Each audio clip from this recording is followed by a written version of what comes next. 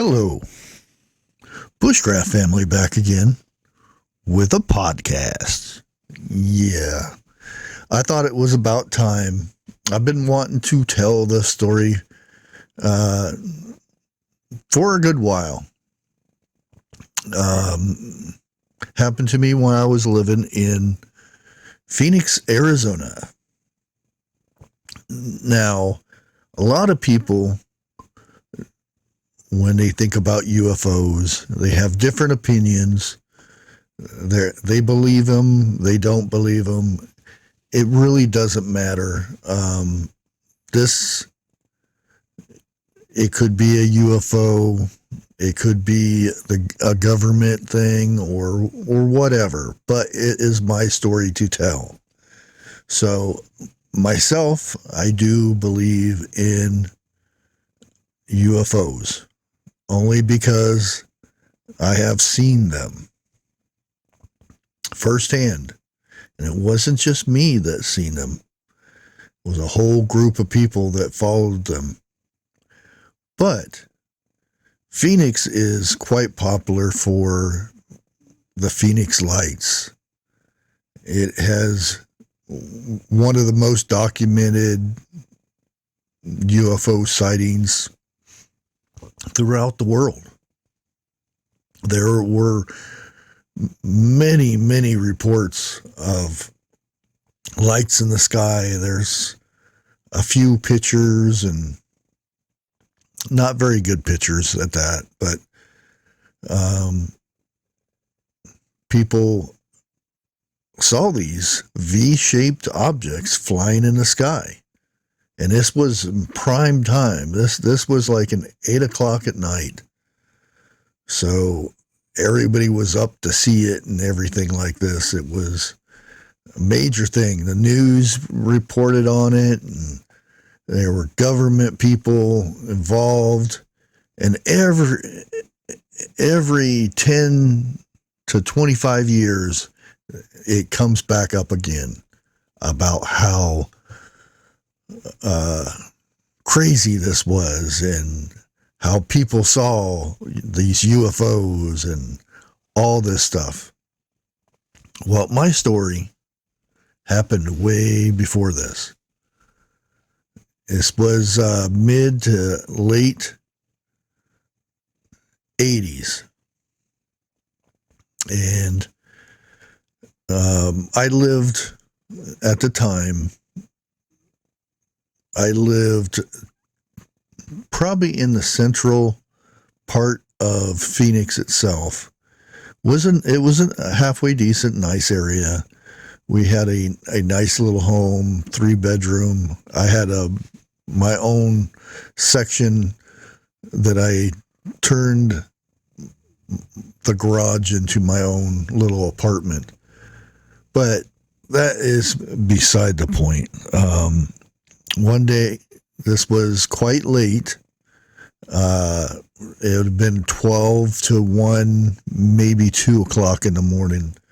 I had been coming home from a girl's place and making my way back to my house. And just as I was pulling in and getting out of my vehicle, I heard this rumbling in the sky, and I thought, it's Phoenix. We don't get thunder and stuff like that. So I look up in the sky, and at first I didn't see anything. And then I noticed the sky had been moving. It looked like it was actually moving. And then I focused again, and I seen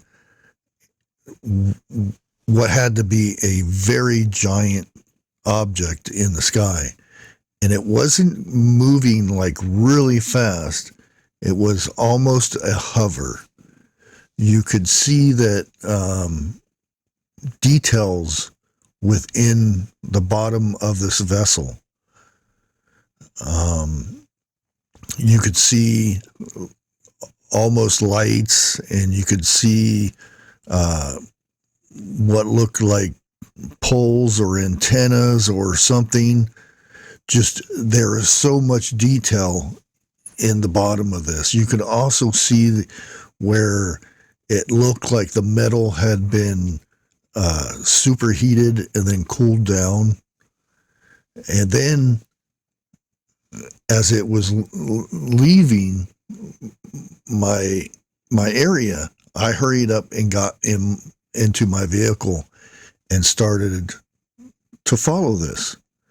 And I would get caught up to it, and then I would stop and go out and look at it again. Pretty soon, I noticed there were other people doing the same. And pretty soon, there were quite a few people that were following us.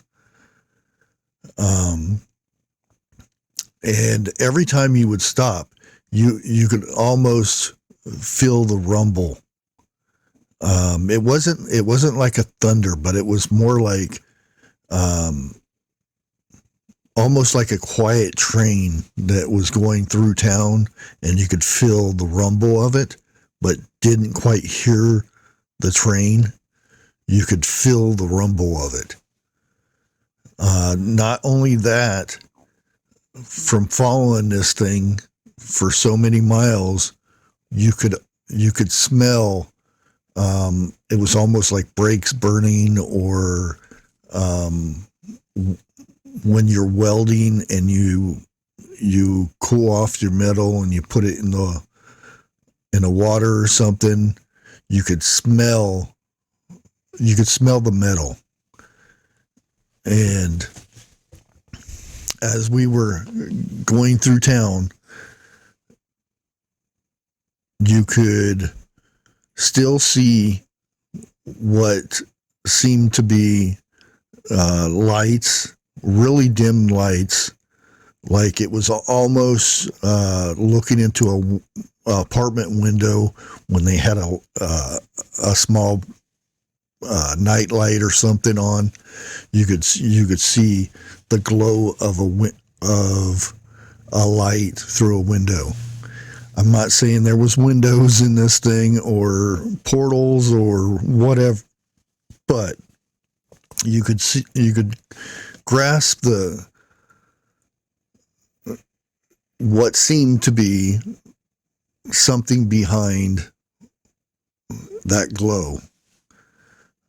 As we continued heading south toward the Phoenix Mountains, I think there were Camelback Mountains. I'm not sure. I can't remember. We continued to go south and follow this. And as we were going south, we could actually, we were picking up more and more people as we would go. And I'm sure on the other roads that were heading south, people were doing the same thing. Now, as we got closer to the mountains, this object started to pick up more speed. So we had to drive a lot faster. And not only were there civilians that were following this, there was also the Phoenix police. There were a few police officers that were following us. They had their lights on and everything. They would go past us as we were approaching the mountains.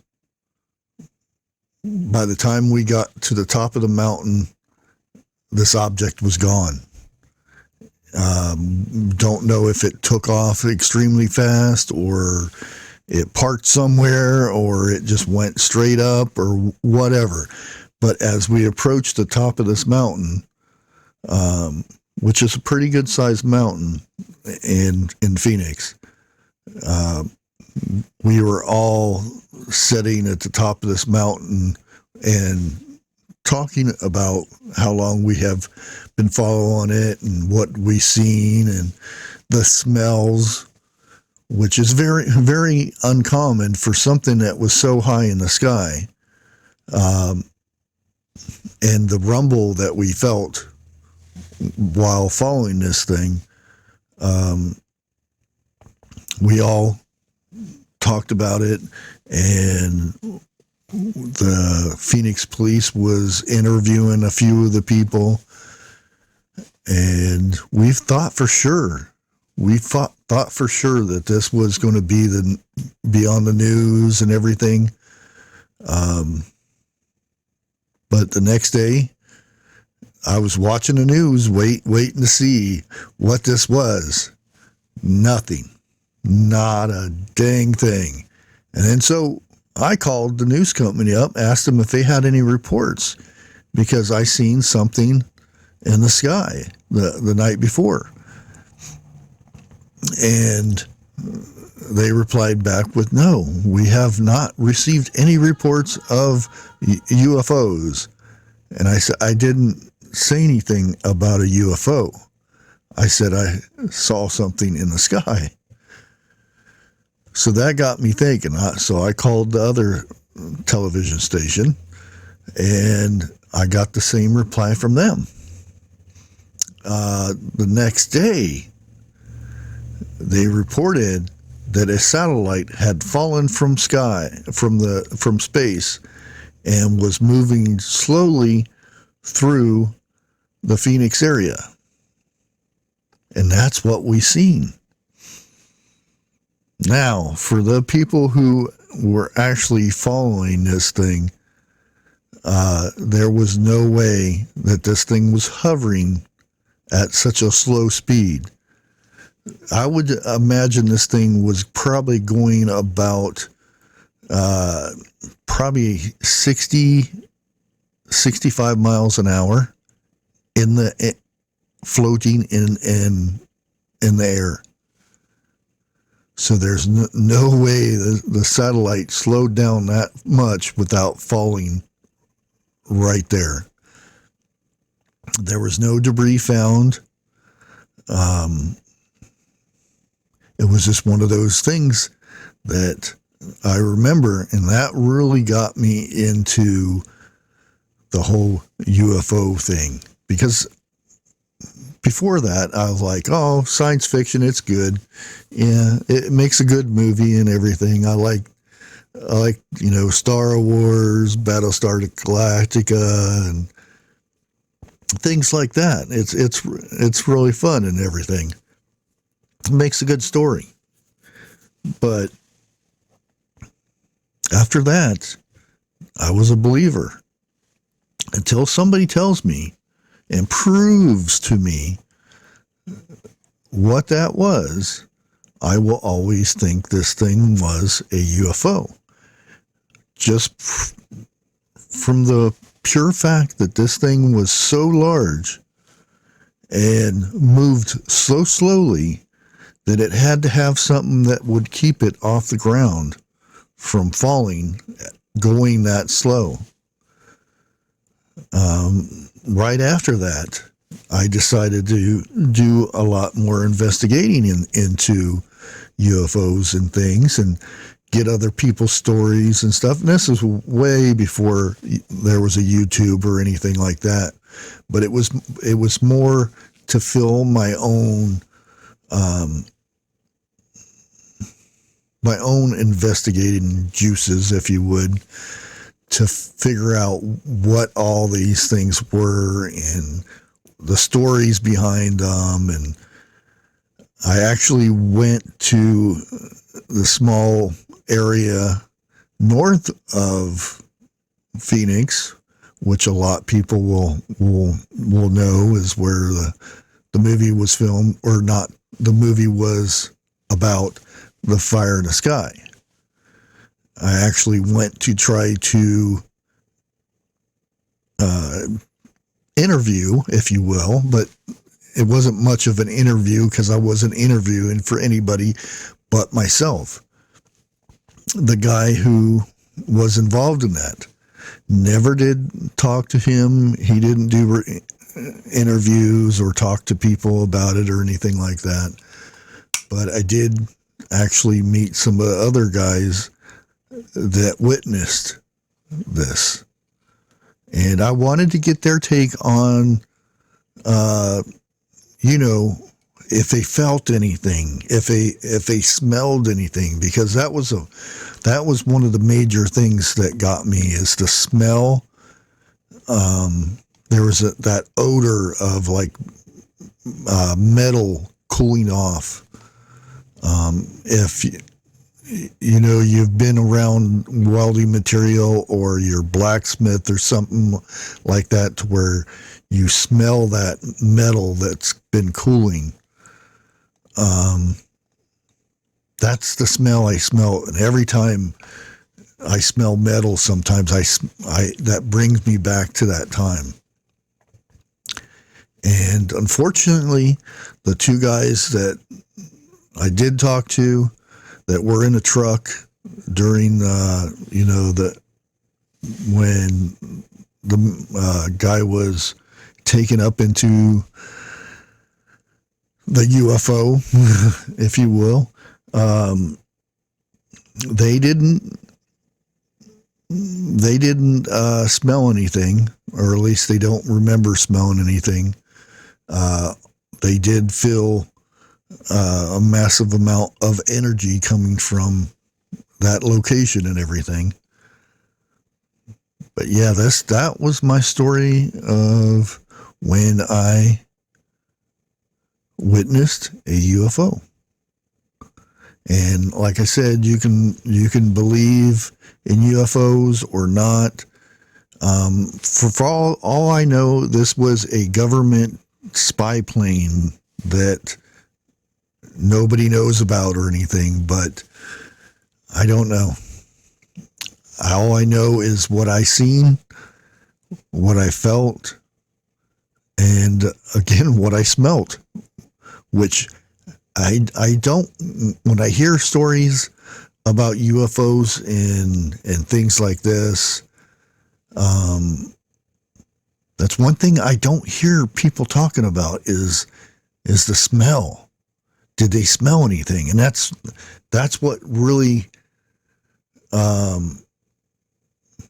it really stuck in my head so much about this was mainly that smell and that rumbling.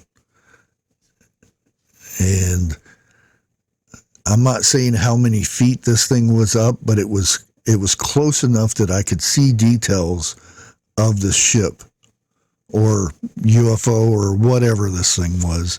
I could see the details within it. There was no markings like made in the USA or made in China or anything like that. I didn't see any flags or things like that. I just seen a lot of detail within the bottom of this object. But I will let you guys go at this. I hope you have enjoyed this story. Hopefully you don't think I'm cuckoo for Cocoa Puffs, but this is just what I witnessed. Until the next podcast, catch you later.